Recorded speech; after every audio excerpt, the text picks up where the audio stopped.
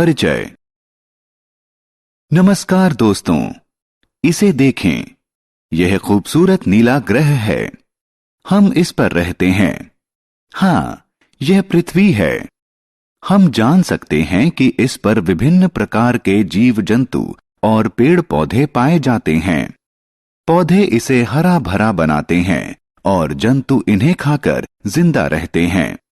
इसलिए आइए हम जंतुओं के बारे में और जानें।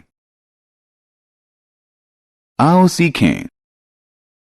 विभिन्न तरह के जंतुओं की पहचान करना, जंतुओं के शरीर के विभिन्न अंगों का वर्णन करना, विभिन्न जंतुओं के खाने की आदत के बारे में विभेद करना, पक्षियों की चोंच व उनके पैरों के बारे में बताना, आहार श्रृंखला को परिभाषित करना।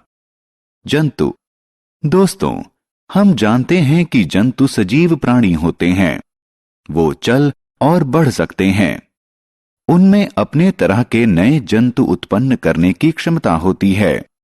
हम अपने आसपास विभिन्न तरह के जंतुओं को देख सकते हैं। वे विभिन्न आकार, प्रकार और रंग के होते हैं। धरती पर विभिन्न प्रकार के जंतु रहते हैं। इनके प्रकार हैं थलचर, जलचर, जलस्थलचर, कीड़ा और पक्षी। आइए इनके बारे में ज्यादा जानें। धरती पर रहने वाले जीवों को थलचर कहते हैं। गाय, बकरी, कुत्ता, शेर और बाघ इसके उदाहरण हैं।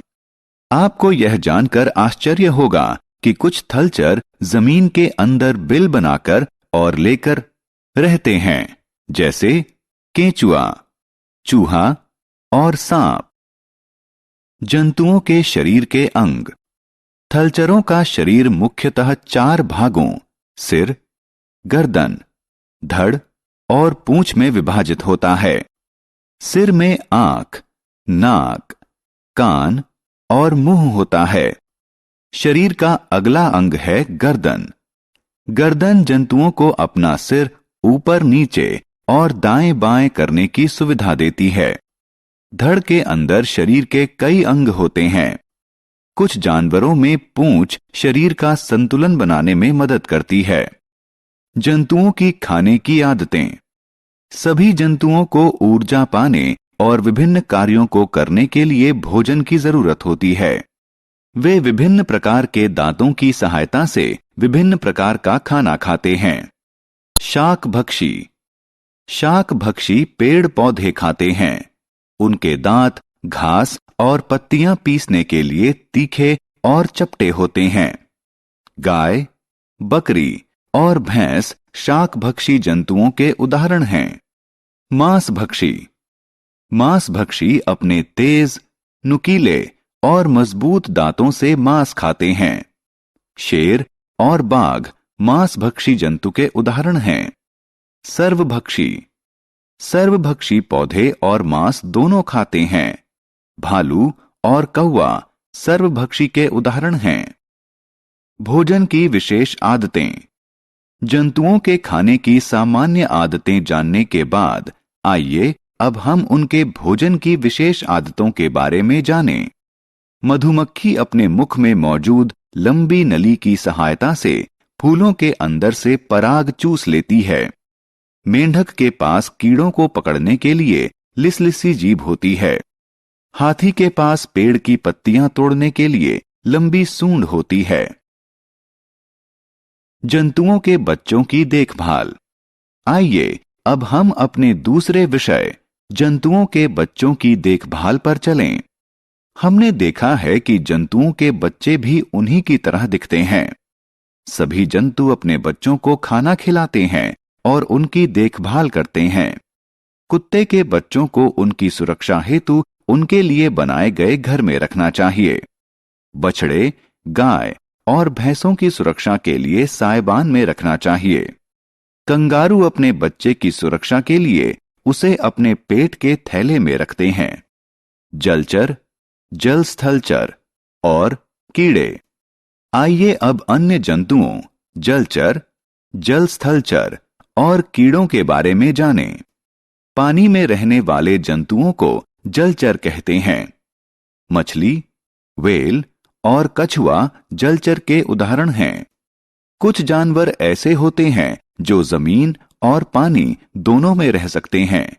उन्हें जल स्थलचर कहते हैं, जैसे कि मेंढक और सांप। कीड़े जमीन या किसी दूसरे आधार के सहारे रेंगते हैं, जैसे कि मकड़ी और चींटी। कुछ कीड़े उड़ भी सकते हैं। पक्षी। आइए अब पक्षियों के बारे में जानें। पक्षी ऐसे जंतु होते हैं जिनके पास पंख होते हैं और वो उड़ सकते हैं। उनके शरीर पर भी पंख होते हैं जो उन्हें गर्म रखते हैं। वे पेड़ों पर घोंसला बनाते हैं। ये घोंसले ही उनके घर होते हैं जहां वे रहते हैं और अपने बच्चों को भोजन कराते हैं। पक्षियों की चोंच। पक्षी अपने बच्चों को अपनी चोंच की सहायता से खाना खिलाते हैं। विभिन्न पक्षियों में विभिन्न तरह की चोंचें होती हैं। उदाहरण स्वरूप, गिद्ध और बाज में जानवरों का मांस खाने के लिए तीखी और मजबूत चोंच होती है, जबकि बत्तख की चोंच पानी में रहने वाली पौध और कीड़े खाने के लिए चौड़ी और चपटी होती है। कठफोड़वा की चोंच पेड़ों में रहने वाले कीड़ों को निकालने के लिए लंबी, नुकीली और कठोर होती है। पक्षियों के पैर और पंजे। अलग अलग पक्षी अपने पैर और पंजों का प्रयोग अलग अलग तरीके से करते हैं। गिद्ध और बाज के पंजे छोटे जानवरों को पकड़ने के लिए तीखे और मजबूत होते हैं। बत्तख के पंजे तैरने में सहायता देने के लिए जाल युक्त होते हैं। कठफोड़वा के पैर चौड़े होते हैं जो उसे पेड़ पर चढ़ने में सहायता करते हैं। आहार श्रृंखला। दोस्तों, क्या आप जानते हैं कि सभी जंतु एक दूसरे से जुड़े हुए हैं? वास्तव में वे सभी भोजन के लिए एक दूसरे पर निर्भर हैं। शाकभक्षी पोषण पाने के लिए पेड़ पौधे खाते हैं।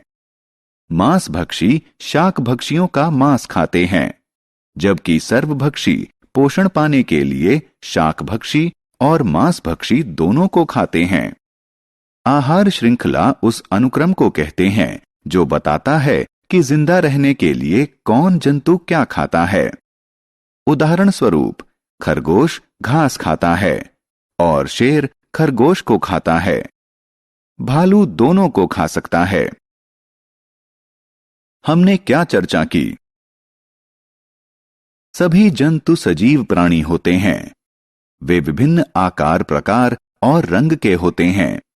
जंतु विभिन्न प्रकार के होते हैं, जैसे थलचर, जलचर, जलस्थलचर, कीड़ा और पक्षी। जमीन पर रहने वाले जंतुओं को थलचर कहते हैं। थलचरों का शरीर मुख्यतः 4 भागों सिर, गर्दन, धड़ और पूंछ में विभाजित होता है। आहार की आदतों के आधार पर जंतुओं को शाकभक्षी, मांसभक्षी और सर्वभक्षी में बांटा जाता है। पानी में रहने वाले जंतुओं को जलचर कहते हैं। कुछ ऐसे भी जंतु होते हैं जो जमीन और पानी दोनों में रह सकते हैं। उन्हें जल स्थलचर कहते हैं। जमीन या किसी दूसरे आधार के सहारे रेंगने वाले जंतुओं को कीड़ा कहते हैं। पक्षी उन जंतुओं को कहते हैं जिनके पास पंख होते हैं और वो उड़ सकते हैं। उनके शरीर पर भी पंख होते हैं जो उनके शरीर को गर्म रखते हैं।